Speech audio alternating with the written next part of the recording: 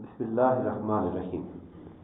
حضور نبی کریم علیہ الصلوۃ والسلام کی احادیث طیبہ کے درس میں کتاب الصوم کے ذیل میں باب صیام التطوع نفلی روزوں کا باب کے حوالے سے احادیث پاک ہیں۔ عربی زبان میں تطوع کا لفظ استعمال ہوتا ہے اور تطوع کا معنی ہوتا ہے اطاعت و فرما برداری کرنا، اور ایسی عبادت کو بجا لانا جو فرض نہیں ہے۔ نفل کس کو کہتے ہیں؟ وہ عبادتیں جو فرض نہیں ہیں، اس کو نفل کہا جاتا ہے، جس میں بندہ اپنی فرما برداری ظاہر کرنے اور اپنے رب کی مزید اطاعت بجا لانے کے لیے عبادت کرتا ہے، جو کہ اس کے ذمے اللہ نے فرض نہیں کی، اس کو نفل اور تطوع کہا جاتا ہے۔ ام المومنین حضرت عائشہ صدیقہ رضی اللہ تعالیٰ عنہ سے روایت ہے، آپ فرماتی ہیں کہ رسول اللہ صلی اللہ علیہ وسلم لگاتار روزے رکھتے تھے، یعنی رمضان کے علاوہ باقی مہینوں میں کبھی مسلسل روزے رکھتے رہتے تھے، یہاں تک کہ ہم کہتے تھے کہ اب آپ روزے نہیں چھوڑیں گے، یعنی رکھتے جا رہے ہیں، اور پھر آپ روزہ رکھنا چھوڑ دیتے تھے اور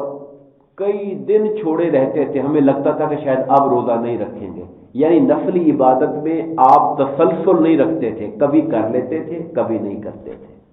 نفلی عبادت کے حوالے سے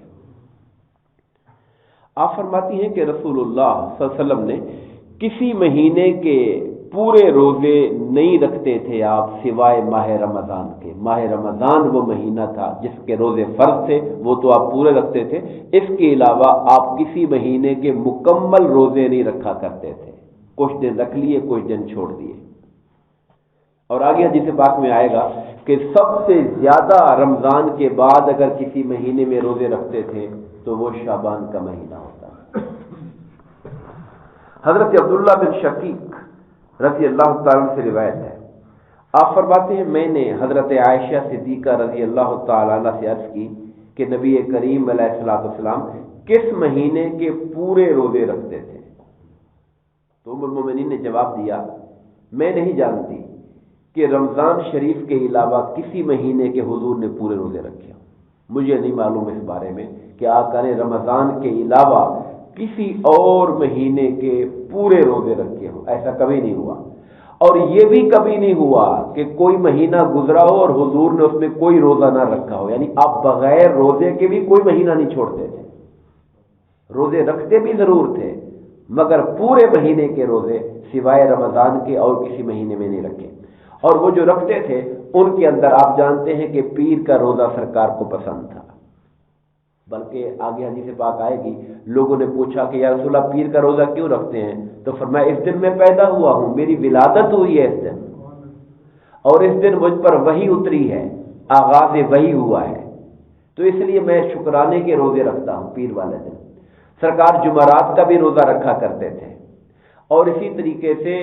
13، 14، 15 چاند کی جو راتیں ہیں، اس کو عربی میں ایام بیض کہتے ہیں کہ وائٹ نائٹس، یعنی سفید راتیں جس میں روشن ہوتا ہے چاند، ان کے روزے رکھنا بھی سرکار کا معمول تھا۔ تو اور اس کے علاوہ رکھتے یا نہ رکھتے مگر یہ پیر اور جمعرات اور ایام بیض یہ حضور نبی کریم صلی اللہ علیہ وسلم رکھا کرتے تھے۔ حضرت ابو ہریرہ رضی اللہ تعالیٰ عنہ سے روایت ہے، آپ فرماتے ہیں کہ رسول اللہ صلی اللہ علیہ وسلم نے ارشاد فرمایا، رمضان کے بعد سب سے افضل روزے اللہ کے مہینے محرم کے روزے ہیں۔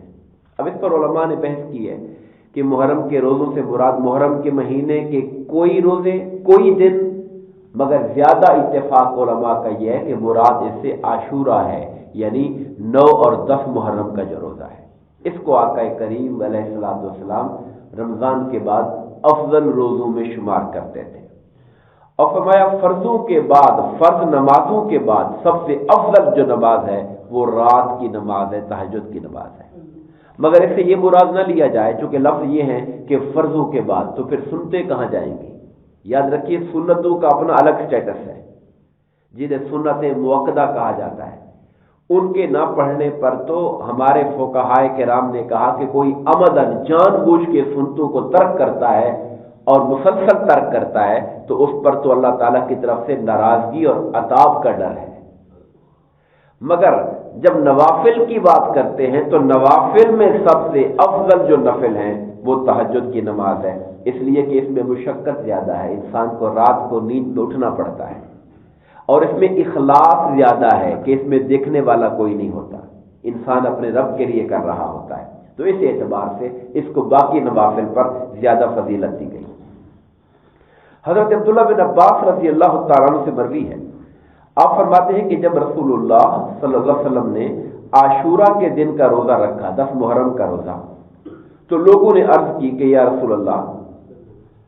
یہ تو وہ دن ہے جس کی تعظیم یہود اور عیسائی کرتے ہیں 10 محرم کی، کیا ہم بھی 10 محرم کی تعظیم اور احترام کریں گے، روزہ رکھیں گے؟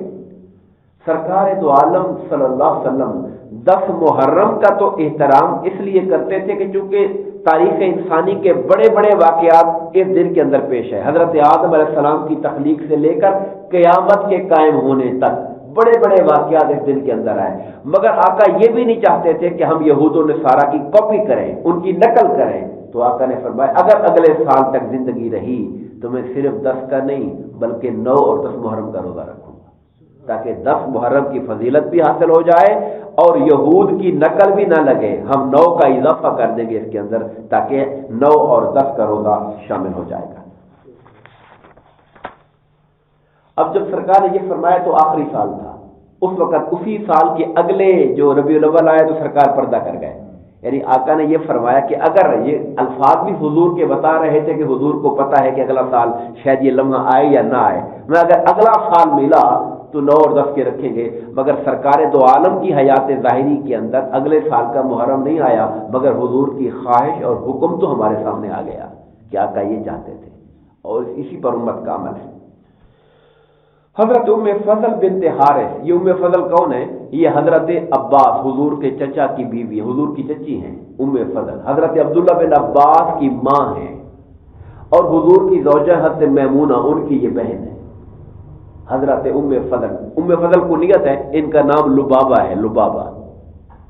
میں نے رشتے کیا بتائے کہ حضرت عباس کی بیوی، عبداللہ بن عباس کی ماں، اور ام المومنین حضرت میمونہ کی بہن ہے یہ، اور آقا کی چچی لگتی ہے۔ یہ روایت کرتی ہیں کہ کچھ لوگ ان کے پاس آئے اور ان کو اس امر میں شک تھا، اور وہ بحث کر رہے تھے کہ کیا رسول اللہ صلی اللہ علیہ وسلم نے عرفہ کے دن، عرفہ کا دن کون سا ہوتا ہے؟ 9ویں ذی الحج کا، حضور نے روزہ رکھا یا نہیں رکھا؟ اس بات پہ تکرار ہو رہی تھی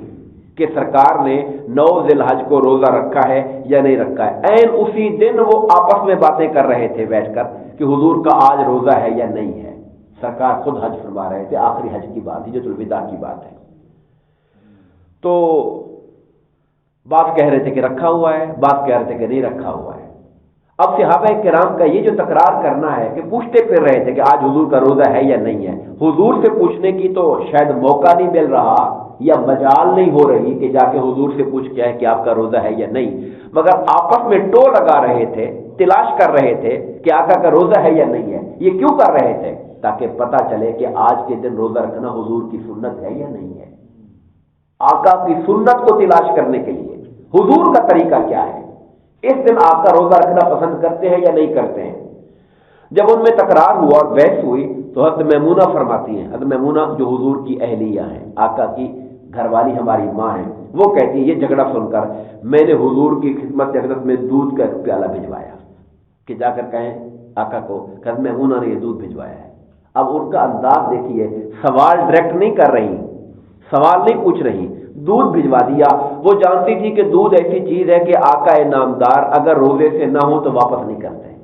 دودھ پی لیتے ہیں، یہ آقا کی سنت ہے کہ آپ دودھ کو رد نہیں کرتے۔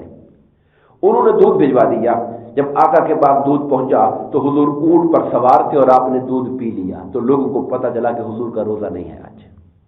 اب یہ ایک سوال ہے اور اس پر بڑی بحث ہے کہ عرفہ کے دن 9 ذی الحج کا روزہ رکھنا یہ سنت ہے یا نہیں ہے۔ یاد رکھیے، اگرچہ آقا کریم علیہ السلام نے روزہ اس دن نہیں رکھا ہوا تھا، مگر احادیث یہ بتاتی ہیں،